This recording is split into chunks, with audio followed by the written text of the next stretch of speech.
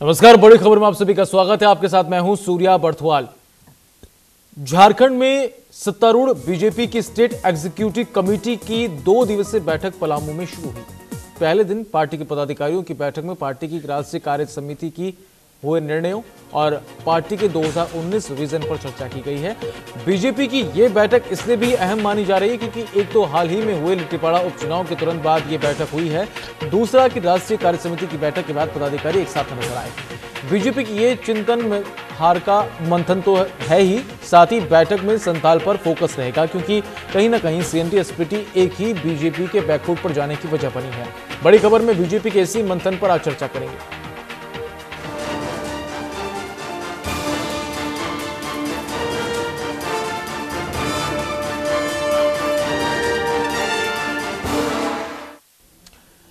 लिट्टीपाड़ा उपचुनाव में हार और अब मिशन 2019 झारखंड की बीजेपी सरकार के लिए किसी बड़ी चुनौती से कम नहीं है। यही वजह है कि पार्टी के पदाधिकारी अभी से रणनीति बनाने में जुट गए हैं।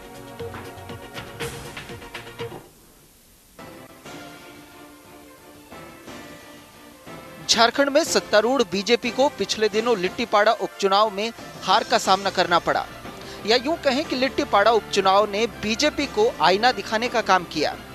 यही वजह है कि बीजेपी अभी से मिशन 2019 के लिए जुट गई है। बीजेपी की प्रदेश कार्यकारिणी समिति पलामू में जुटी है। 2 दिन तक यहां उन तमाम मसलों पर मंथन होगा जो लिट्टीपाड़ा की हार की वजह रहे या मिशन 2019 में खलल डाल सकते हैं। दरअसल बीजेपी को अब सीएनटी एसपीटी एक्ट में किए गए संशोधन का डर सता रहा है। पार्टी के अधिकतर लोग इसे लिट्टीपाड़ा चुनाव की हार की वजह मानते हैं। हालांकि इस बैठक को पार्टी को मजबूत करने के लिए उठाया गया कदम बताया जा रहा है, लेकिन असल में स्थानीय नीति और गले की फांस बन चुके सीएनटी एसपीटी एक्ट पर कैसे जनता का भरोसा जीता जाए, इस पर रणनीति तैयार की जा रही है। बीजेपी की प्रायोरिटी में अब संथाल परगना इलाका है। हाल में हुए लिट्टीपाड़ा उपचुनाव से ये जाहिर हो गया कि प्रमुख विपक्षी दल झामुमो के किले में सेंध लगाना मुश्किल है।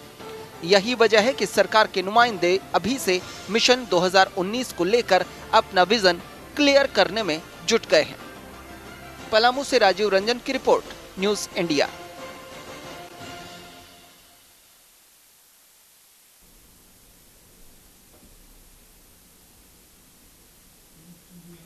हमारे संवाददाता राजीव रंजन इस वक्त फोन लाइन पर हमारे साथ जुड़ गए हैं। राजीव, समिति की बैठक हुई, कार्य समिति की बैठक हुई बीजेपी की, क्या कुछ मंथन हुआ है, किन विषयों पर चर्चा हुई है?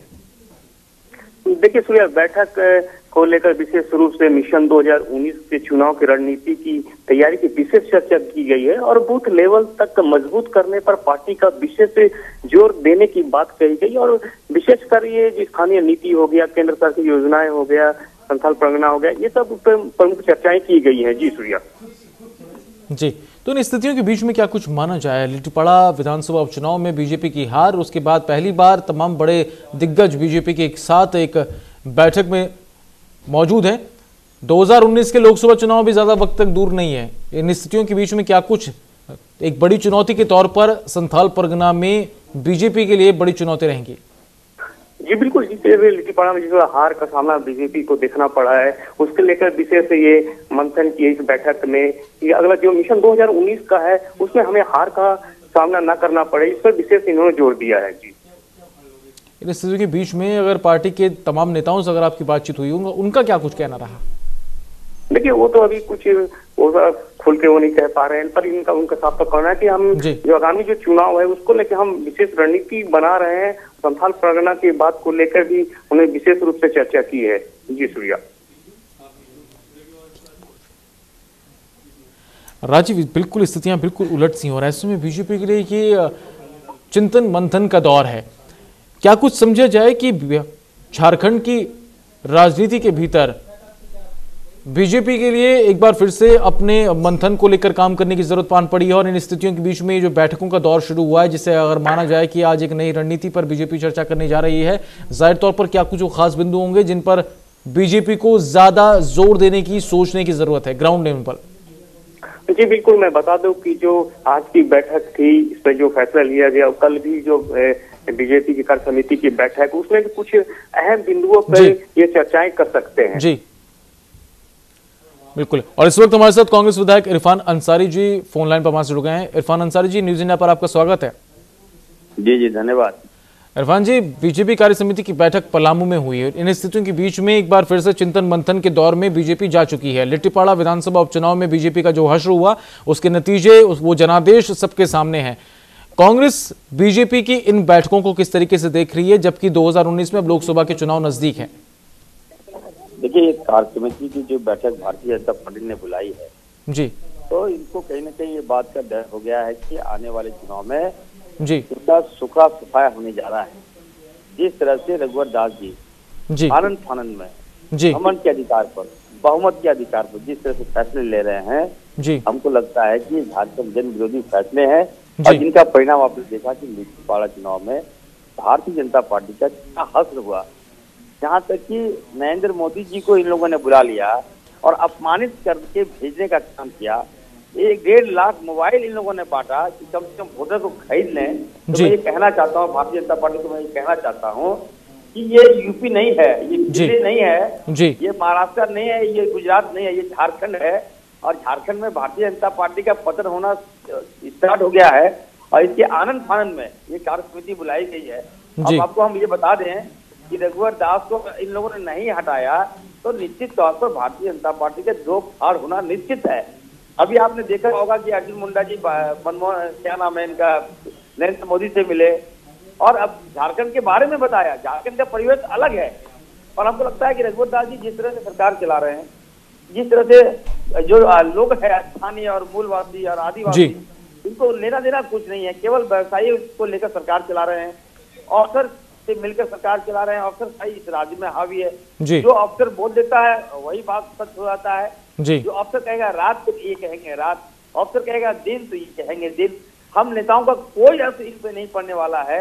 अभी आपने देखा होगा विधानसभा में जिस तरह से विधानसभा चलने से पहले जब जीएसटी बिल लागू हो रहा था, 1 हफ्ता पहले मुख्यमंत्री जी ने बयान दे दिया कि गुरुजी जो है इनका कोई अस्तित्व नहीं है झारखंड में। इतना बड़ा बात इन लोगों ने कह दिया, मतलब आप कहीं न कहीं ये बात कह सकते हैं कि गुरुजी को भी इन लोगों ने अपमानित करने का काम किया, जिसके कारण जीएसटी का जो बिल था, हम लोग अपना चाह रहे थे कि हम लोग भी डिबेट करें। कांग्रेस पार्टी की देन थी जीएसटी, तो देश में लागू हो, इसका असर कहाँ दिखेगा नहीं दिखेगा, लेकिन ये लोग सदन से भी भाग रहे हैं। तो हमने कहा कि ठीक है, जब सदन से आप भाग रहे हैं तो चुनाव में ही चले जाइए।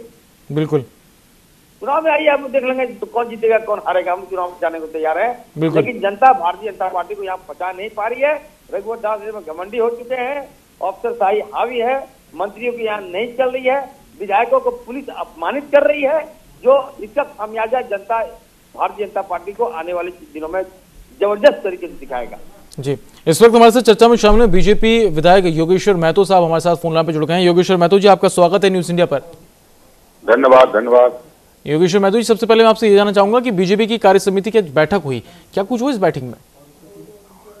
देखिए, भारतीय जनता पार्टी कार्य समिति की बैठक 2 दिवसीय है। आज भारतीय जनता पार्टी के पदाधिकारी और कोर कमेटी की बैठक हो रही है जी, और कल प्रदेश कार्य समिति की बैठक है जी। हमारे विधायक साथी को यह बात का जानकारी होना चाहिए कि भारतीय जनता पार्टी का जो संवैधानिक ढांचा है, जो पार्टी का हमारा संविधान है, उस संविधान में केंद्र कमेटी की बैठक, केंद्रीय कार्य समिति की बैठक के ठीक बाद जो है ये हमारा प्रदेश कार्य समिति हर 3 महीना में हर 3 महीना में हमारा जो है प्रदेश कार्य समिति की बैठक होना तय है और वो हमारा एक शेड्यूल प्रोग्राम है। हम कांग्रेस नहीं है कि 1 मैन शो चल रहा है। हम जो है एक संवैधानिक ढांचा है और जनतांत्रिक पद्धति से भारतीय जनता पार्टी चल रही है और ये एक नॉर्मल प्रोसीजर है हमारे भारतीय जनता पार्टी के कार्य समिति का कि 3 महीना में बैठक करना है। ठीक देखिएगा जी कल जो बैठक होगी उसके 15 दिन के अंदर में सभी जिला कार्य समिति की बैठक हो जाएगी। फिर 15 दिन के बाद में 15 दिन के अंदर में सभी मंडल और प्रखंडों की बैठक हो जाएगी। ये हमारे यहाँ जो कार्य संस्कृति है हमारा, वो संवैधानिक पैटर्न के आधार पर लोकतांत्रिक व्यवस्था के तहत है जी, और ये इसीलिए ये कार्य समिति हो रही है। बिल्कुल ठीक है, मैं आपकी बात को समझ गया। संगठनात्मक एक प्रक्रिया है जो चल रही है और 15-15 दिन के अंतराल में ये चीजें होती भी रहेंगी, संगठन को मजबूत करने और दिशा निर्देश करने के लिए ये चीजें जरूरी भी हैं। योगेश्वर महतो जी, अभी हाल ही में आपने लिट्टीपाड़ा विधानसभा का उपचुनाव हारा, इन स्थितियों के बीच में क्या कुछ कमियां बीजेपी की तरफ से रही थी? क्या कुछ वो बड़ी वजह थी, CNT SPT एक्ट, या फिर जयमगढ़ में आप लोग सेंध नहीं लगा पाए, स्थितियां बदली जी? तो क्या उसके बाद ये चिंतन मंथन का दौर बीजेपी के लिए है, क्योंकि अब लोकसभा चुनाव भी नजदीक है, 2-2.5 साल का अंतर है, तो क्या उसके तहत भी नई रणनीतियां हैं? जी, ऐसा है कि लिट्टीपाड़ा चुनाव जो है वो परंपरागत रूप से वो JMM का वहां पर रहा है जी, लेकिन चुनाव से पहले तो आप लोग ये कह रहे थे कि इस बार बदलाव होगा, विकास के नाम पर वोट मिलेगा। 1980 से आप इधर लगातार देखेंगे, 79 से लेकर के अभी तक जब लगातार देखेंगे जी, तो लिट्टीपाड़ा विधानसभा एक वो झारखंड मुक्ति मोर्चा का के झोली में रहा है जी, और वहाँ का जो वोट बैंक है, उस वोट बैंक का जो परिवेश है वो JMM से रिलेटेड है, इससे हम इनकार नहीं कर सकते हैं। लेकिन मैं दूसरी तरफ कहूंगा जी, लेकिन योगेश्वर महतो जी, अगर ये चीजें थी तो मेरी बात तो सुनिए, पिछले 2-3 चुनाव को आप जब देखेंगे और 2-3 चुनाव में जब आप देखेंगे तो आप हमारा जो है वहाँ वोट परसेंटेज इतना बड़ा है, ये आप इमेजिन नहीं कर सकते हैं कि इतना वोट परसेंटेज बढ़ा है। और वोट परसेंटेज बढ़ने का एक सबसे बड़ा कारण है कि आज भारतीय जनता पार्टी की जो कार्य संस्कृति है और जो विकास और सबका साथ सबका विकास को लेकर के जब हम चल रहे हैं और विकास आज दिखाई पड़ रहा है पूरे झारखंड में 2 साल के अंदर में जो दिखाई पड़ रहा है, आज उसका देन है कि वोट ऑफ परसेंटेज हमारा बढ़ रहा है सब जगह। हेलो जी, ठीक है, अब आपकी बात को मैं बिल्कुल समझा कि आपने कहा कि हम चुनाव हार गए क्योंकि परंपरागत सीट थी, वोट परसेंटेज आपका बढ़ गया। इरफान अंसारी साहब, जो बातें अब बीजेपी के तरफ से सामने आ रही, क्योंकि चुनाव से पहले, काउंटिंग से पहले जो बातें थी वो बिल्कुल बयान अलग थे और अब जो बयान है वो बिल्कुल अलग हैं। बिल्कुल आपने सही कहा। अभी हमारे बड़े भाई ने जो बातें कही, हमको लगता है जी कि समझ से परे इनकी बातें हैं। अभी जी, पहले कुछ और कह रहे थे ये, अभी और कुछ और इनकी भाषा हो गई। लिट्टीपाड़ा का जो हार हुआ, इससे पहले मैं आपको बता दूं जी कि वहाँ से जो साइमन मरांडी की जो विजय हुई जी, मुख्यमंत्री की घमंड की हार हुई है। वहाँ एक स्टेज पर उनको नहीं चढ़ने दिया गया। मुख्यमंत्री उनके क्षेत्र में गए थे, साइमन मरांडी के गृह क्षेत्र पे गए थे मुख्यमंत्री जी, और मुख्यमंत्री जी उनको स्टेज पर नहीं चढ़ने दिया, वो नीचे जमीन पर रहे। और उसी समय देख लीजिए, एक ट्राइबल नेता को आप मंच पर नहीं देते चढ़ने के लिए, सम्मान की आप बात करते हैं। CNT SPT एक्ट हम लोगों ने कहा कि संशोधन नहीं कीजिए, इसमें छेड़छाड़ मत कीजिए, लेकिन आपने आनंद फानंद में आपने संशोधन करने का निर्णय ले लिया। विधानसभा के पटल पे आपने आनंद फानंद में इसको पास करवा दिया। तो कहीं ना कहीं ये जो सरकार है ये आपको लगता है कि आदिवासी और मूलवासी विरोधी सरकार है, इनको खामियाजा भुगतना पड़ेगा। अभी सरयू राय जी का एक बयान आया है, मैं देख रहा था, उन्होंने भी ये कार्य समिति का उंगली उठाने का काम किया है। उन्होंने कहा है कि कार्य समिति जो हो रहा है बैठक, वो उनको जानकारी नहीं है। तो आप देख लीजिए कि ये लोग आनंद फानंद में अपनी गलती छुपाने के लिए कार्य समिति की बैठक बुलाई है। अपना जो कुकर्म लोग कर रहे हैं, जितना लूटने का काम इन लोगों ने किया है, उसको छिपाने के लिए एकजुटता दिखाने का काम कर रहे हैं। लेकिन भारतीय जनता पार्टी में कोई एकजुटता अभी नहीं है।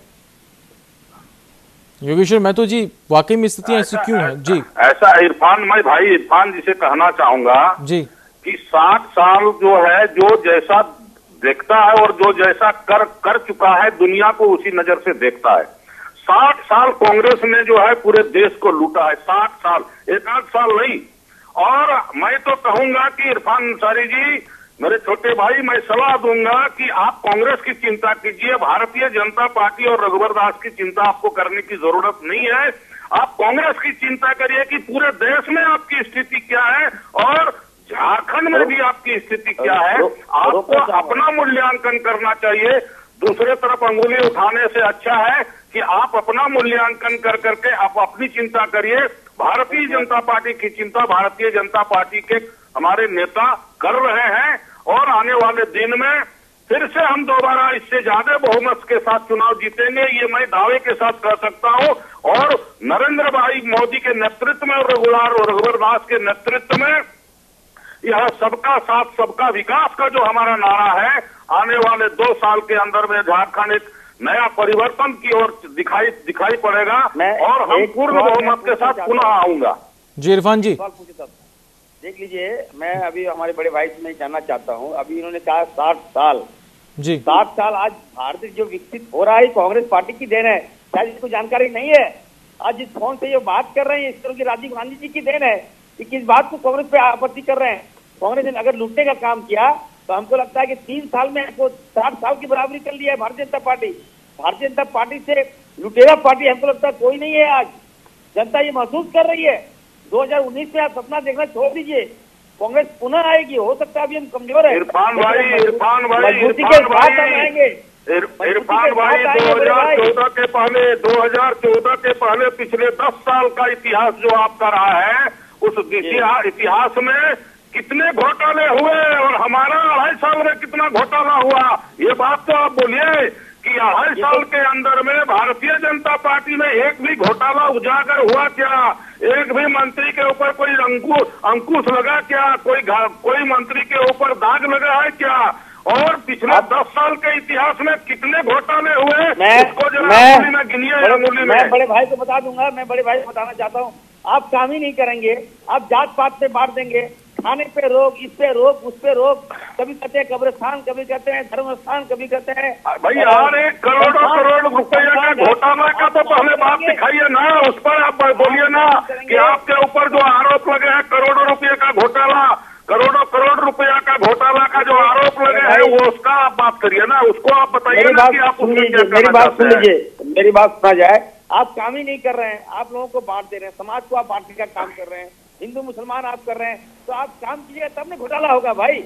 आज साहबगंज से धनबाद रोड किसका देन है? धनबाद रोड ये फुरकान अंसारी की देन है, याद रखिएगा, इतिहास देखिएगा। हाँ, वो तो पता है, वो पता है।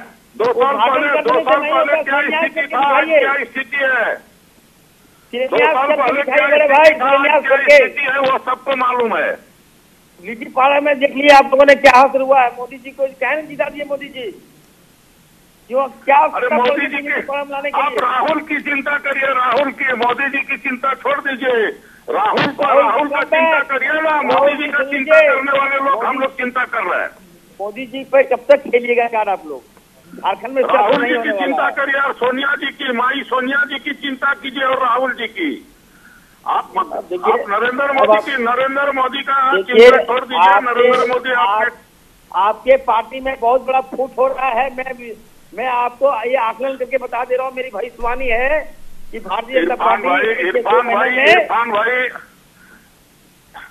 1 या 2 महीने में देख लीजिएगा, जो अगर आप लोग नहीं इरफान भाई मैं तो कह रहा हूँ कि आप अपनी चिंता करिए, और अपनी पार्टी की चिंता करिए, अपने पार्टी के शीर्ष नेता नहीं ये आ सकता है। देखिए भाई साहब, बड़े भाई ये आ सकता है राज्य को। भारतीय जनता पार्टी एक मिनट इरफान जी माफी के साथ आपको यहाँ रोकना चाहूंगा। योगेश्वर महतो जी, मैं आपसे एक बात जानना चाहूंगा कि जो लिट्टीपाड़ा विधानसभा उपचुनाव में जो नतीजे बीजेपी के खिलाफ सामने आए, इसके बाद क्या वाकई में बीजेपी को चिंतन और मंथन की जरूरत है? क्योंकि जिस विकास की बात आप कर रहे थे, जिस निवेश की बात आप कर रहे थे, वो लिट्टीपाड़ा संथाल परगना के दौरान यहाँ की राजनीति पर कहीं ना कहीं बीजेपी के लिए भारी पड़ा। भाई साहब, मैं कहना चाहूंगा कि भारतीय जनता पार्टी चिंतन मनन की पार्टी है और हम चिंतन मनन करते हैं। और ये कार्य समिति प्रत्येक 3 महीना में जो हो रहा है, वो हम वो दाल भात सब्जी नहीं खाते, हम चिंतन करते हैं और चिंतन बराबर करते हैं। और चिंतन करने का ही नतीजा है कि हम 2 पार्लियामेंट मेंबर से लेकर के आज पूर्ण बहुमत की सरकार है, ये चिंतन मनन का ही है। मेरा ये कहना है कि मैं अभी भी कह रहा हूं कि लिट्टीपाड़ा वहां का जो वोट बैंक है एक परंपरागत जेएमएम के हाथ में रहा है और हमारा वोट अब परसेंटेज बढ़ा है और लिट्टीपाड़ा का चुनाव से पूरे झारखंड का और पूरे देश का मूल्यांकन नहीं किया जा सकता है। और यदि पूरे देश का यदि मूल्यांकन की चिंता यदि की जाए, इरफान भाई बोल रहे हैं मोदी जी की, तो इसी बाई इलेक्शन में और दिल्ली में हमारा क्या रहा स्थिति, उस पर इरफान भाई कुछ नहीं बोल रहे हैं। दिल्ली में हम आज हमारा जो दिल्ली नगर निगम की जो स्थिति है वहां क्या हुआ और बाकी जगह बाई इलेक्शन जो हुए वहां क्या नतीजा हुआ, और कुल मिलाकर के आज भारतीय जनता पार्टी खड़ी कहाँ है और कांग्रेस कहाँ खड़ी है, ये बात को इरफान भाई को अपना जवाब देना चाहिए। इरफान जी जी मैं इनको क्लियर करना चाहता हूं कि आज इन लोगों को चिंतन की आवश्यकता हो गई है भारतीय जनता पार्टी को, तो निश्चित तौर पर 2000 में ये चिंतन करेंगे। और भारतीय जनता पार्टी झारखंड का जो परिवेश है, मैंने कहा पिछली बार पहले भी मैंने कहा है कि ये गरीब राज्य है, यहाँ मोदी की हवाई बातें का असर यहाँ नहीं होने वाला है। और ये भी आप जान लीजिए कि 2019 में देख लीजिएगा हमारे बड़े भाई जीत के आ जाएंगे, मैं गारंटी लेता हूँ क्योंकि मैं इनको देखा हूँ काम करते हुए। हमारे साथ एक एक जगह घूमते, एक एक विभाग घूमते हैं, लेकिन अन्य लोगों के मेरे बारे में बता दूं आपको, इन लोगों का जमानत जब्त हो जाएगा जिस तरह से ये लोग कार्य कर रहे हैं। और जो इरफान भाई आपके इस राज्य के सबसे दिग्गज नेता को मैं हरा करके आया हूँ, ये चिंता मत करिए। और मैं आपको कह रहा हूँ ना कि इससे भी ज्यादा बहुमत के साथ अगला 2019 में हम चुनाव जीत करके इस राज्य में पूर्ण बहुमत की सरकार पुनः बनाएंगे, ये मैं दावे के साथ कह रहा हूँ और आने वाले दिन में दिखाई पड़ेगा। चलिए ठीक है, अगर आपको यही तो मैं कहता हूँ फिर चिंतन करने की क्या आवश्यकता है आपको, चिंतन करने की क्या आवश्यकता है? रघुवर जी तो घमंड में ये आप कभी चिंतन किया ही नहीं, इसको आपको क्या पता होगा कि चिंतन करने से क्या फायदा है? चिंतन करने का फायदा क्या है? ठीक है इरफान अंसारी जी, इरफान अंसारी जी और जी योगेश्वर महतो जी, माफी के साथ आप दोनों को रोकना चाहूंगा क्योंकि कार्यक्रम अपने आखिरी पड़ाव पर है। योगेश्वर महतो साहब, आपने वक्त दिया और तमाम पहलुओं पर बातचीत की, आपका बहुत बहुत शुक्रिया। इरफान अंसारी जी, आपने भी वक्त दिया, आपका भी बहुत बहुत शुक्रिया। राजीव रंजन पलामू से हमारे संवाददाता वहां से जुड़े रहे जानकारी के साथ, राजीव आपका भी बहुत बहुत शुक्रिया। जाहिर तौर पर बीजेपी अब अपने आत्मचिंतन मंथन जुटी है और कमोबेश अब ये तैयारियां हैं साल 2019 में होने लोकसभा चुनाव से पहले, ताकि पार्टी मजबूत हो सके। हालांकि बीजेपी इसे संगठनात्मक प्रक्रिया बता रही है। बड़ी खबर में बस इतना ही, दीजिए इजाजत, नमस्कार।